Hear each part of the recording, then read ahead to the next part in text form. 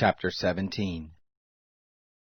The word of the Lord came to me, saying, Son of man, put forth a riddle, and speak a parable to the house of Israel, and say, Thus says the Lord God, A great eagle, with great wings and long feathers, full of feathers, which had various colors, came to Lebanon, and took the top of the cedar.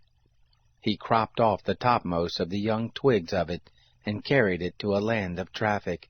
He set it in a city of merchants. He took also of the seed of the land, and planted it in a fruitful soil. He placed it beside many waters. He set it as a willow tree. It grew and became a spreading vine of low stature, whose branches turned toward him, and the roots of it were under him, so it became a vine, and brought forth branches, and shot forth sprigs. There was also another great eagle with great wings and many feathers. And behold, this vine did bend its roots toward him, and shot forth its branches toward him from the beds of its plantation, that he might water it. It was planted in a good soil by many waters, that it might bring forth branches, and that it might bear fruit, that it might be a goodly vine. Say you, Thus says the Lord God, Shall it prosper? Shall he not pull up the roots of it, and cut off the fruit of it, that it may wither, that all its fresh springing leaves may wither? And not by a strong arm or much people can it be raised from the roots of it. Yes, behold, being planted, shall it prosper? Shall it not utterly wither, when the east wind touches it? It shall wither in the beds where it grew. Moreover, the word of the Lord came to me, saying, Say now to the rebellious house, Don't you know what these things mean? Tell them, Behold, the king of Babylon came to Jerusalem, and took the king of it, and the princes of it, and brought them to him to Babylon. And he took of the royal seed, and made a covenant with him. He also brought him under an oath, and took away the mighty of the land, that the kingdom might be low, and that it might not lift itself up, but that by keeping his covenant it might stand. But he rebelled against him in sending his ambassadors into Egypt, that they might give him horses and much people.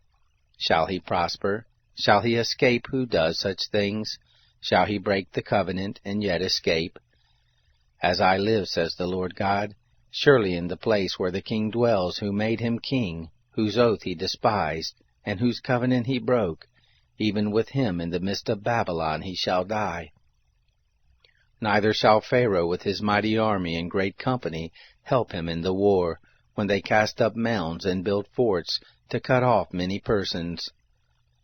For he has despised the oath by breaking the covenant, and behold, he had given his hand, and yet has done all these things. He shall not escape. Therefore thus says the Lord God, As I live, surely my oath that he has despised, and my covenant that he has broken, I will even bring it on his own head. I will spread my net on him, and he shall be taken in my snare, and I will bring him to Babylon, and will enter into judgment with him there for his trespass that he has trespassed against me. All his fugitives and all his band shall fall by the sword, and those who remain shall be scattered toward every wind, and you shall know that I, the Lord, have spoken it. Thus says the Lord God, I will also take of the lofty top of the cedar, and will set it. I will crop off from the topmost of its young twigs a tender one, and I will plant it on a high and lofty mountain.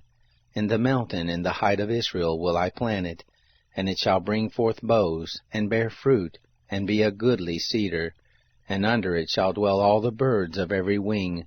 In the shade of the branches of it they shall dwell. All the trees of the field shall know that I, the Lord, have brought down the high tree, and have exalted the low tree, have dried up the green tree, and have made the dry tree to flourish. I, the Lord, have spoken, and have done it.